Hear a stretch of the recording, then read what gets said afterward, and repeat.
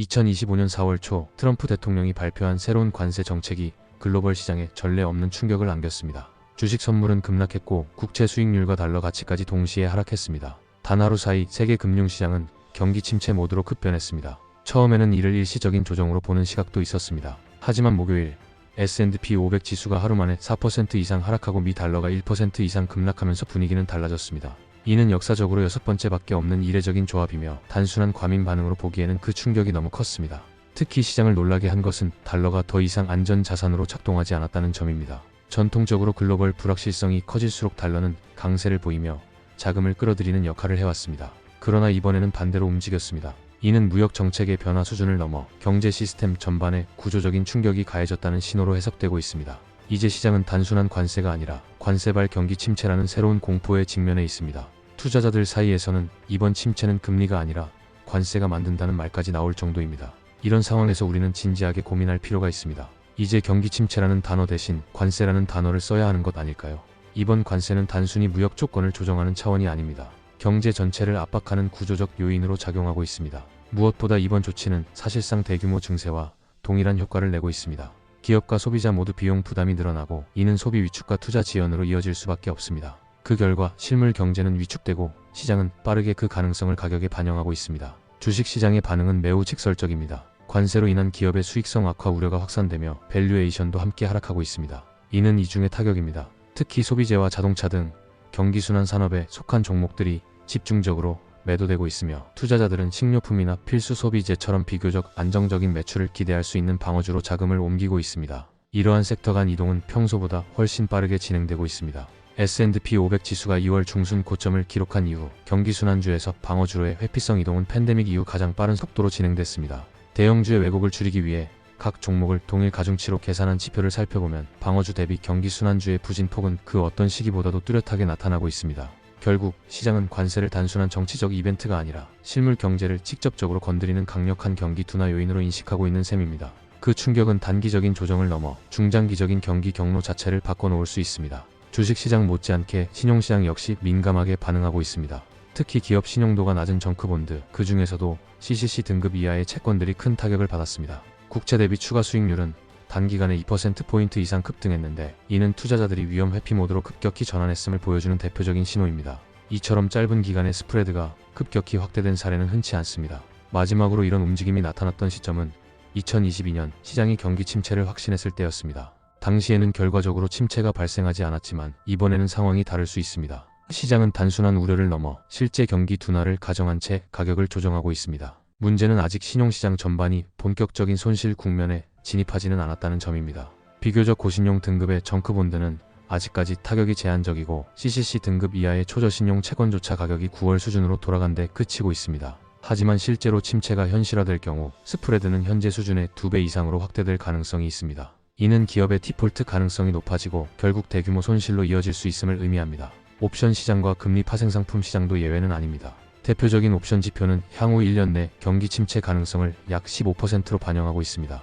이는 관세 발표 전 10% 수준에서 급등한 수치입니다. 또 다른 지표인 금리 파생상품은 2년 후 기준금리가 1.75% 미만일 확률을 약 18%로 암시하고 있으며 이를 경기 침체 가능성으로 해석하는 시각이 많습니다. 이 지표들이 침체를 확정적으로 예측하는 것은 아닙니다. 하지만 시장 전반이 점차 위험 회피 쪽으로 이동하고 있고 관세발 충격이 실물 경제로 파급될 가능성을 심각하게 받아들이고 있다는 점에서 무시할 수 없는 신호입니다. 이번 관세 충격이 시장을 더욱 불안하게 만드는 이유는 연준의 대응 여력이 제한적일 수 있다는 점입니다. 경기 둔화가 시작되면 중앙은행은 통상적으로 금리를 인하여 경기 부양에 나섭니다. 그러나 관세는 단순한 수요 감소 요인과 달리 공급 측 비용을 자극하여 인플레이션을 유발할 수 있습니다. 즉, 이번 관세는 경제를 둔화시키는 동시에 물가를 끌어올리는 스태그플레이션 가능성을 열어두고 있습니다. 이런 환경에서는 연준도 손발이 묶일 수밖에 없습니다. 금리를 내리면 물가 상승이 더 심화될 수 있고 금리를 그대로 두자니 경기는 더욱 악화되는 딜레마에 빠지게 됩니다. 물론 현재 시장은 여전히 연준이 금리 인하에 나설 것으로 기대하고 있습니다.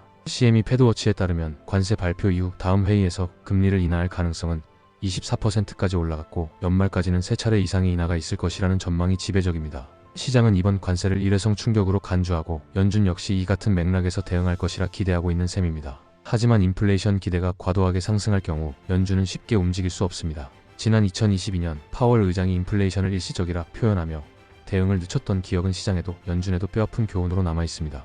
또한 국채 수익률의 반응도 주목할 만합니다. 10년물 수익률은 올해 초 대비 0.76%포인트 하락했지만 과거 침체 우려가 본격화될 때와 비교하면 아직 낙폭은 제한적입니다. 경기 침체가 확실해질 경우 금리는 보통 3%포인트 이상 낮아지기 때문에 지금의 하락폭은 초기 신호에 불과하다는 평가도 나옵니다. 결국 시장이 기대하는 금리 인하는 아직 가정에 불과하며 관세로 유발된 인플레이션이 현실화된다면 연준의 대응은 훨씬 복잡하고 제한적일 수밖에 없습니다. 이는 투자자들이 현재 기대하고 있는 완충 장치가 실제로는 그리 강력하지 않을 수 있다는 점을 시사합니다.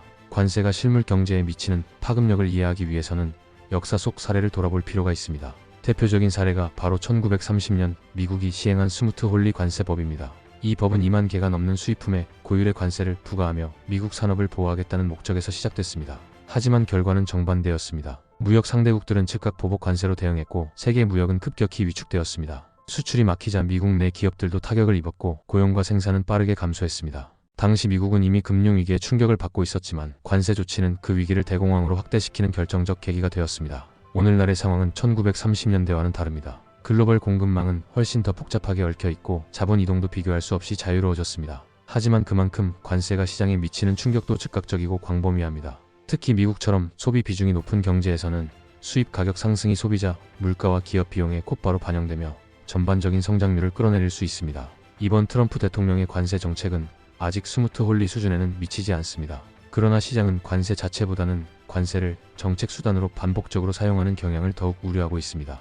이는 단기적인 충격이 아닌 장기적인 불확실성으로 작용할 수 있기 때문입니다. 실제로 일부 투자자들은 트럼프 대통령이 관세를 협상용 카드로 활용한 후 철회할 가능성에 무게를 두고 있습니다. 하지만 그렇다 해도 이번 관세가 전 세계 기업과 정부에 던진 메시지는 분명합니다. 미국의 무역 정책이 언제든 방향을 바꿀 수 있다는 불확실성 자체가 투자와 성장의 발목을 잡을 수 있다는 점입니다.